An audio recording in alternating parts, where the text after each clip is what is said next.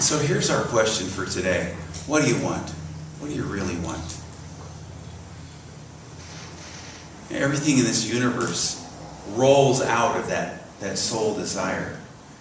And you are moving in your consciousness from that land of bondage, that Egypt, where they have all those thoughts and all of that seems to be running you, the circumstances in life and the ups and downs, the duality, the looking at things and having to figure things out, and you just can't make sense of things sometimes, right? And then dropping down into your heart. That's the promised land. That's the land flowing with milk and honey. It's waiting for you. So the question is, how do you get there? Well, really, it's as easy as 1, 2, 3. Now, I've got this up here because I don't usually do this, but as I shared a moment ago, I was working on my talk, and I had this whole thing going on with the talk. I mean, it was really wonderful. And then I pushed the button twice, and it all disappeared. So, what do you do? What do you do? Well, what you do is you move into a consciousness that is open to something higher. So, what do you want? What's in the way? And what are you going to do with it? That's what we're working on today.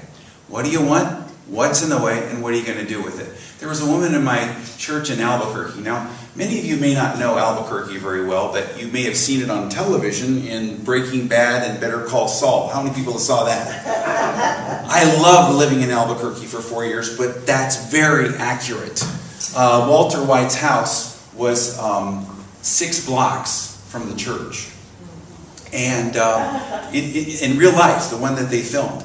And there, no accident, there were bars on all the windows. It was a pretty interesting place. Albuquerque was an interesting place.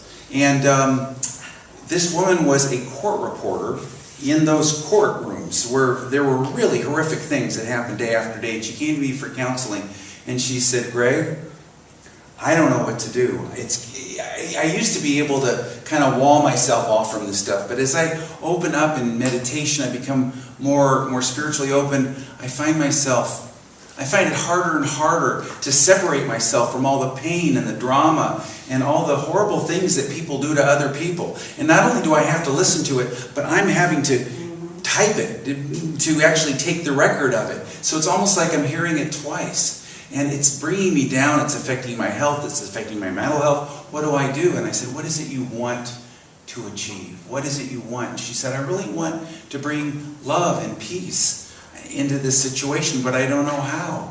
And I said, "Let's talk about how you can do that." And she decided that what she would do is visualize light, and then beam her love as she did her work with her court reporting, and it changed her whole experience. She started looking forward to showing up in the courtroom because she felt the energy that was there, the energy of love and the energy of light. She had a purpose and a meaning in a seemingly meaningless situation, just as you can bring purpose and meaning to a seemingly meaningless world, meaningless circumstances in your world.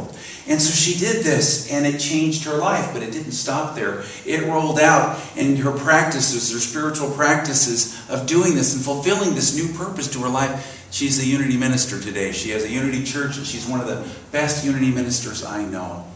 And what am I telling you this about? Because so often, the thing that creates that beauty in the world is grappling with these difficult situations in life. Many of you have heard of You've heard of the great psychiatrist and Holocaust victim Viktor Frankl. How many people have read Man's Search for Meaning by Viktor Frankl? The original title of this book was not Man's Search for Meaning. It was Nevertheless, Say Yes to Life. A psychological experience. A psychologist experiences a concentration camp.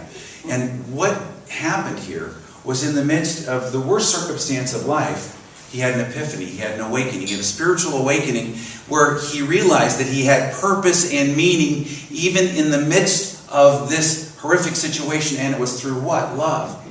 He called it logotherapy, logos, which is that connectedness, that creative word that creates the whole universe. And although that's actually the definition of the Christ in the first chapter of John, taken from Heraclitus in 500 BC, I've talked about that, he was Jewish, and it was something that he took into his experience there, where it was to express his meaning, express his purpose, as love in the midst of the most terrible circumstances. And this was his moment of awakening. He wrote about this. A thought transfixed me there and then for the first time in my life. I could see the truth. It has been set into song by so many poets, proclaimed as the final wisdom by so many thinkers, and that truth, that love is the ultimate and the highest goal to which we can aspire.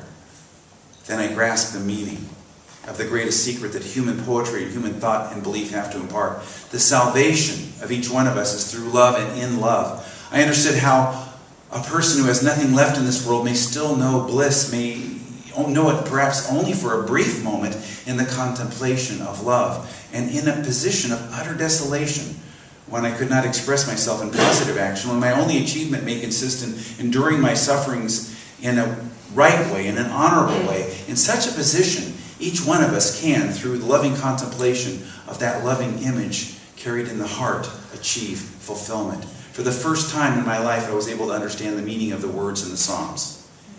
The angels are lost in perpetual contemplation of an infinite glory. An infinite glory. He had a desire to do what? To love. And out of that, everything changed. He came out of that experience, rolled out the experience of serving humanity with this wonderful new way of helping people in psychotherapy.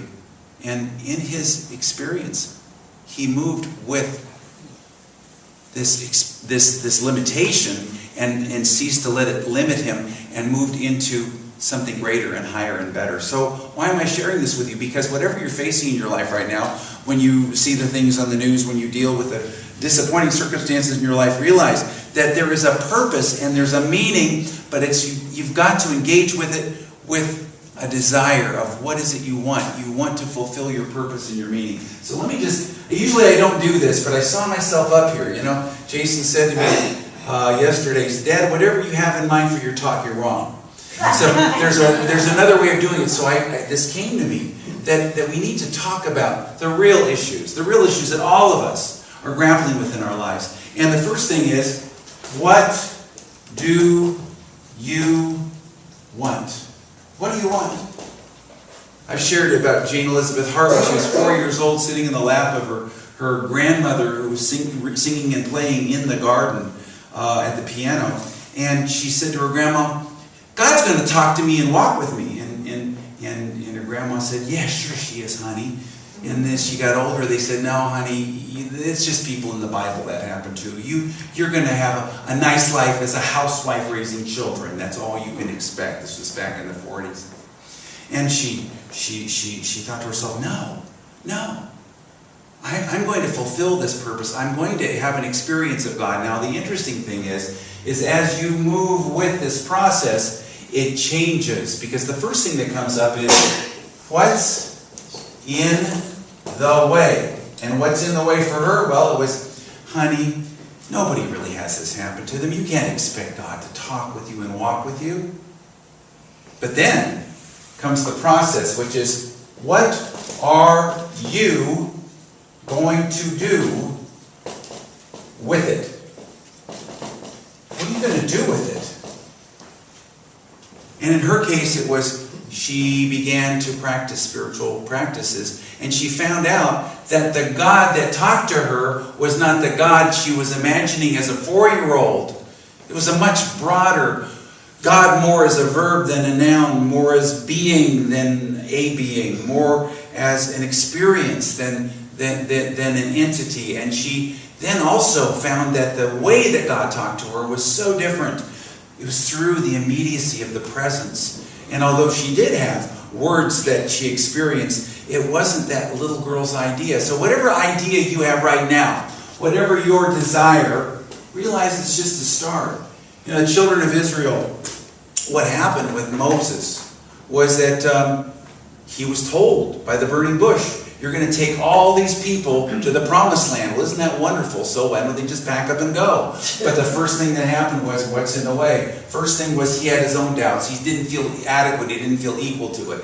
And then the people, the Hebrews were not up to it. They said, slavery, we can put up with it. We don't know what you're talking about, so leave us alone. And then he finally, through his expression, moved them to the point where he was able to go to Pharaoh and he turned him down 10 times, 10 plagues.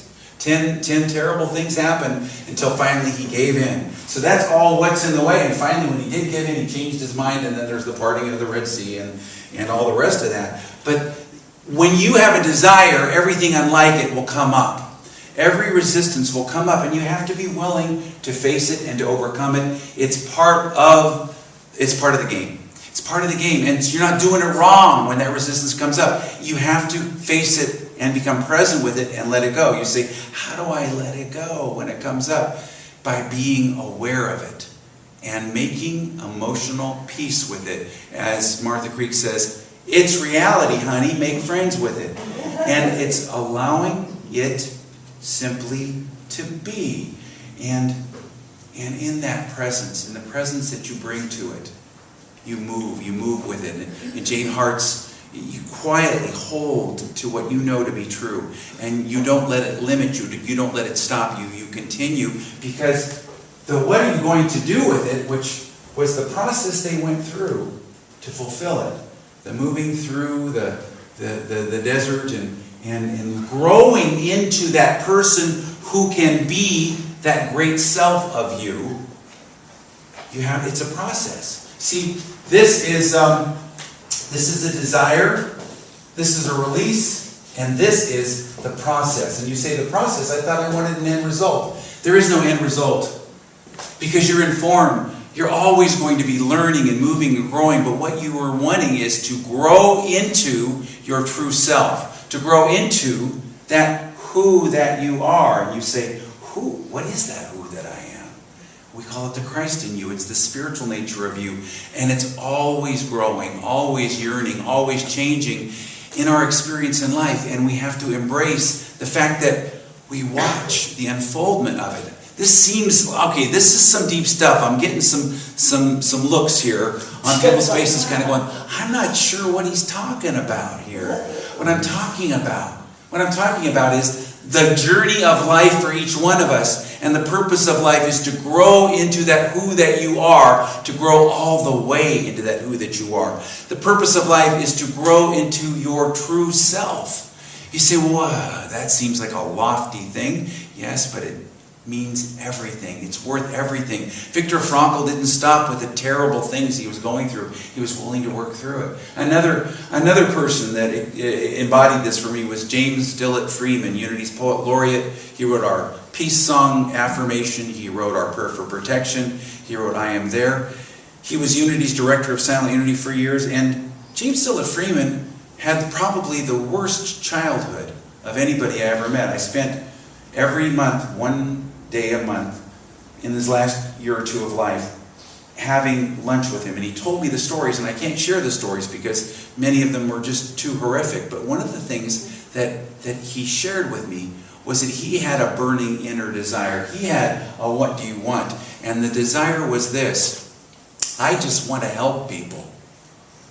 He said that when he was 13, 14 years old, his brutal alcoholic stepfather took him to Unity Inn because he'd heard that if you ate a vegetarian diet, you would get over your asthma, which he had, and it didn't work, but he did have a lot of time at Unity Inn with his stepfather. And the Fillmores, Charles and Myrtle Fillmore, Unity's co-founders, met him. And they liked this little boy who wrote poetry. And they asked him, hey, tell us some of your poems. And they were good. So they hired him. And he began to work there, and he fell in love with a woman who was there. And he said, I tried to get away from that place so many times, but she was there, so I couldn't get away. But he said that he had this burning desire, just as the Fillmores helped him. When I was 19, he said to me, if the Fillmores hadn't met me, I would have been dead by the time I was 30. And I believe him from what he told me. And he worked throughout his entire life. He worked and worked. It didn't come easily to him. But his autobiography said, his title was Angels Sing in Me. And angels did sing in him because of a desire, a burning desire to help other people. Just as he had been helped by the Fillmores, he wanted to help other people. And this rolled out in his life, and he was able to reach out to people. The most improbable person. His story of his life is worse than anything in any Charles Dickens or Franz Kafka novel. It's something that is, when he told me truly what he had to overcome, it was so powerful. I realized, my gosh, this guy, if he can do it, how any of us can do it. Where in your life can you make an overcoming by generating the desire? What is it you want? What do you really want out of life? And then it moves you into the promised land. In his case, the promised land was the ability to help people. In Jane Hart's case, it was that being able to walk and talk with God, but not the same God she had in mind. No. A higher and greater understanding. And that's why the process is so important, because you've got to grow into that person who you truly are inside that can embody that promised land. You have to grow into it. And sometimes your desire demands more of you than you really want to give. And yet it tests you. And you've got to be willing to stand in there. The world is testing us right now. When we're looking at tragedies in the world is testing us. What are you made of? What is your heart made of? Where are you laying up your treasures? Where are you putting your heart? Are you using this to make that journey from the land of slavery to the land of flowing with milk and honey?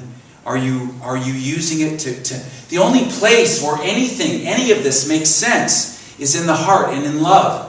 Viktor Frankl couldn't make sense of anything he went through, that he was going through, until he realized that the only way to make sense of it was to love. To live from that love. And to not see yourself as doing it perfectly. You say, I'm not equal to that. That's for the Viktor Frankls and the James Dillard Freemans and the Jane Elizabeth Harts or the whatever. But you have a unique gift to give to this world. What is it that you want? Ask yourself, what do I want? And don't make a big deal out of it. I just want to give and receive love. I want to be an upliftment to somebody else.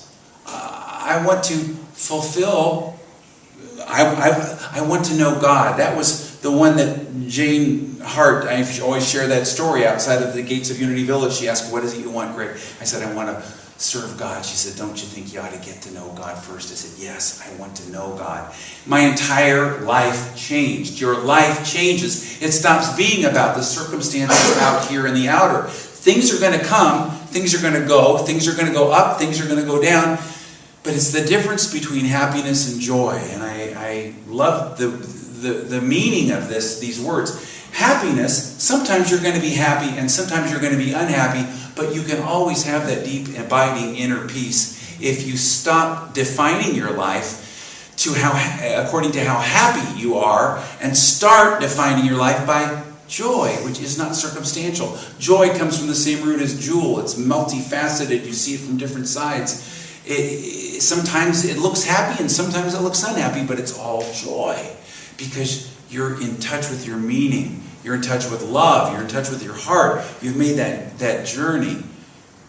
Happiness comes from the same root as happenstance, happening. It comes, it goes. And nobody's saying that when you win the lottery you shouldn't be happy, or when you get a disappointment in life and don't get that job you should be happy. No, it's okay. And when you show up and the keys are missing and the table's broken and the sound system's all wonky and you messed up the calendar and all these things are going on. Guess what? I didn't put it on myself that I had to be happy. And guess what that did? Freed me. Then it was like, oh, okay. Well, what am I going to do with it? What am I going to do with it? I'll be in the process. This is just the stuff that comes up. Without the stuff that comes up, we never will grow. Yes, I don't know about you, but I'm lazy. So it takes these situations in life to say, okay, where do you live? Oh, you're living in your head. Okay, move into your heart. The promised land is in your heart. You know, there's a literal promised land story, because I'm talking about a lot of lofty and philosophical things, but we actually had some promised land next door to the church that I had in Florida. We had a school with a middle school, elementary school, and a preschool, and 250 students, and there were some famous athletes who had children in the school, Chris Evert and Pete Rose, and there were other ones, and they didn't have a sports field. We were the only private school with no sports field. Well, there was land. The only land that was contiguous was right next to us, and it was swampland right up against the lake. And so the parents in the school all said, let's go buy that swampland and build a sports field so that we can have a place for our kids to do sports like all the other private schools. And so, you know, it was keeping us down in our attendance too. Problem was that the guy who owned the land, and we never found out why, didn't like our church. We didn't know why. Whatever happened in the distant past, nobody in our church had been around that long, so nobody knew why, but he wouldn't talk to us. He ended up selling the land to another church. Well, they thought they were going to build a building, not realizing that it was swampland that he'd sold them. So they thought that what they were going to do was do this building, and it didn't happen. They realized what was going on, so they came to us. They knocked on our door. They said, hey, you could build on this land. Oh, really? And they jacked up the price double what they paid for it. We knew what they paid for it. And they said, you know, here it is. And many of the parents in the school said, hey, we got to get this land. Come on, it's not fair and it's not just, but let's just go do it. And the director of the school, who was a Catholic, not a Unity person, she said, you know, if it's right, it's right. That land is ours. It's our promised land. You know, the word Exodus and the word promise comes from the same root, to move forth. And if we were going to move forth into that land, it was going to be in divine order. And so she said, we're just going to wait. And we did. And then, finally, after they couldn't get anybody to buy their swampland, they lowered the price to a high but reasonable price, about half that what they were asking before. And two sisters who had a foundation, had nothing to do with Unity. So they knew some people in the school. They had a foundation. They said, we'll give you half the money for this land if you raise the other half. Isn't that wonderful? Except for then when they found out what we'd gone through to get there, they said, never mind, we'll pay for the whole thing. And so we ended up taking the money we would have spent on the land and building a beautiful sports field. Now, it's promised land. Now, I'm telling you this because it shows up on every level in your life. If there's something that you are it's truly a desire of your heart. It's truly for a higher purpose. What is it you want? That desire will then bring up whatever's in its way. And what's in the way? Well, what's in the way is whatever it is that's covering over the desire of your heart. In Jane's heart's situation, it was that she needed to let go of her childish view of what God was, and let go of the opinions that were shared from the people in her family, and let go of her idea of how God was going to talk with her. And then she blossomed into this great spiritual teacher. For me, I had to let go of my idea of how I was going to know God, because I had some very primitive views after I'd been a minister for 17 years at the time. But very primitive views of what my relationship with God was, and I needed to grow into that person. See, whoever you are right now isn't the person who's going to experience the what are you going to do with it. Whoever you are right now is that limited self that you're letting go of, and you're going to move through the limitations, letting go of the what's in the way. And when you find yourself in God, when you find yourself in this movement, you'll find yourself moving in a whole new direction. The world changes in its qualities. Let's be honest. Right now, all of us want to change something in the world, don't we? There's something out there, somebody, something, some condition, whether it's in nature, in politics, or in economics. We want to change something, but the truth is, there's only one person we can change.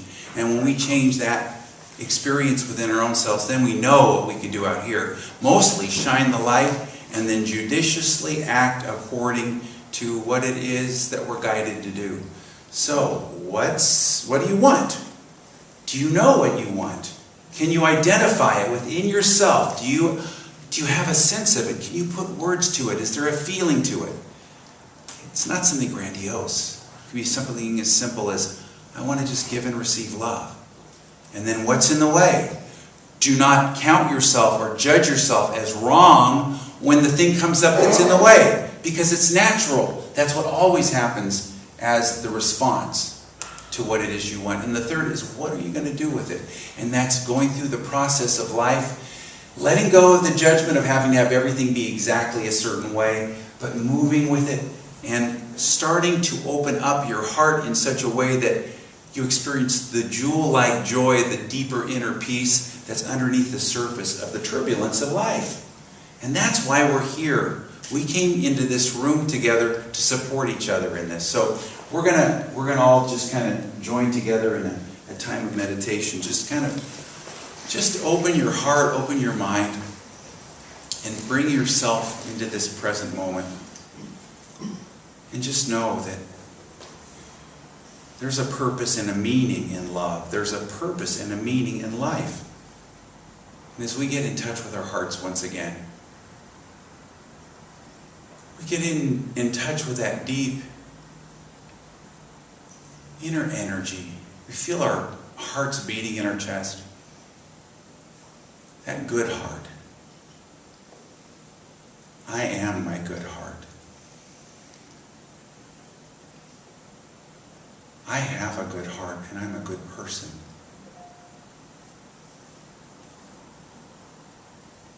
And my heart flows as my love-filled meaning and purpose. As I understand it in this now moment, knowing it'll change with time.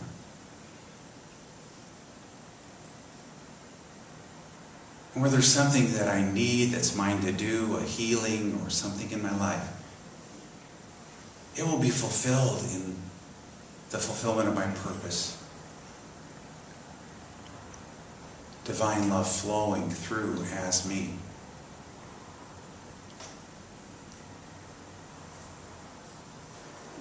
Thank you, God, that we are in touch with that inner meaning, that inner purpose, and we let it roll out into our lives. And so it is. Amen. I have one more little story, just want to share with you. And it's about a guy that I knew in my church. He was also in Florida. He had been the chairman of the religion department at Hunter College, which is where my daughter's going right now in New York City. But he had retired down there and he was doing psychotherapy work. He was a Jungian psychologist and he had written all these books. And I don't know how I met him, but he shared with me some wonderful things besides teaching in our church. One of the things was that when he was a child, he grew up in the Appalachian Mountains.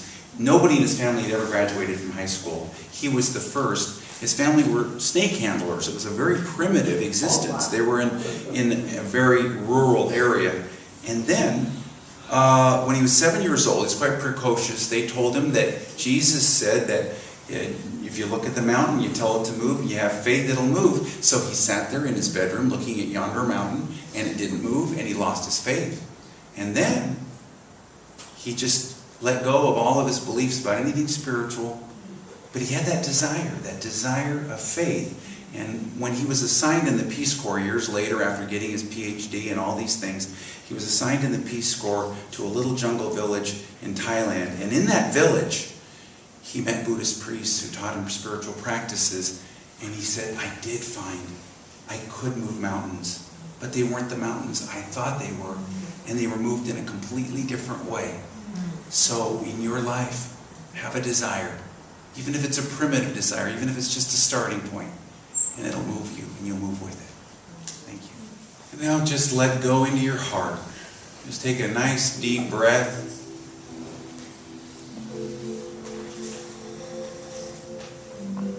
And take the soul's journey into your heart. And set aside all your papers, because you can't carry any baggage on this trip to the promised land, this trip to your heart. Take a nice deep breath and move your thought, your feeling, your spirit into your heart. Here everything makes sense because I live for my heart's purpose.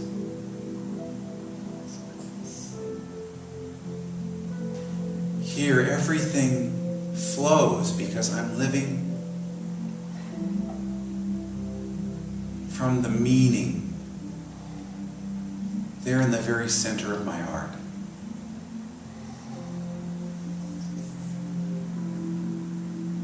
I let go into my heart.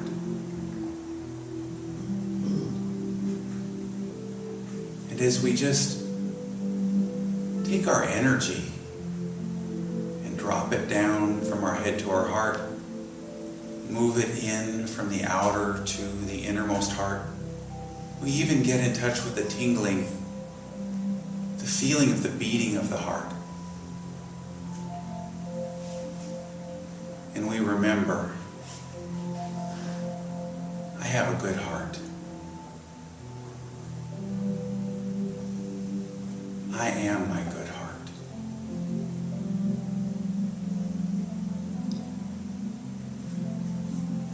Whatever is going on in the outer world, in the news or in my life, or in my mind or my emotions, there's something deeper here. It's like on the surface of the water there may be lots of turbulence, but if I go deep enough into my heart, it's peaceful and still, pure and calm. This is where I lay out my treasures.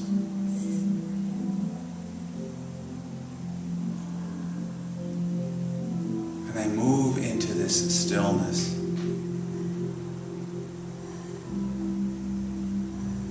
And I flow with this stillness.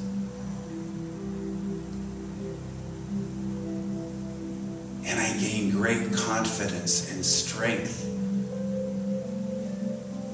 As my heart speaks, I am my good heart. I am a good person. Whatever need I have in my life, my heart has the answer, because this is where my infinite spirit lives. Divine love gives my life purpose and meaning. I dwell in this safe peace, this zone of divine love, this promised land of my heart.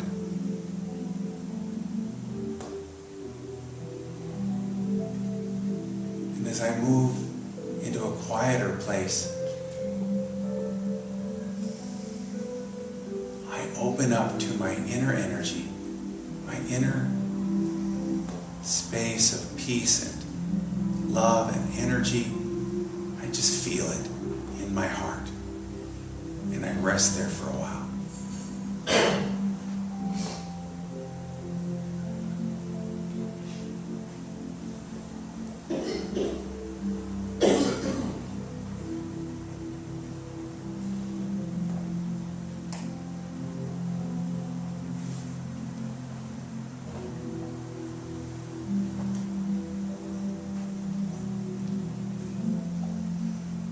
Whatever is going on in the outer world, my heart is deep and peaceful and kind and good.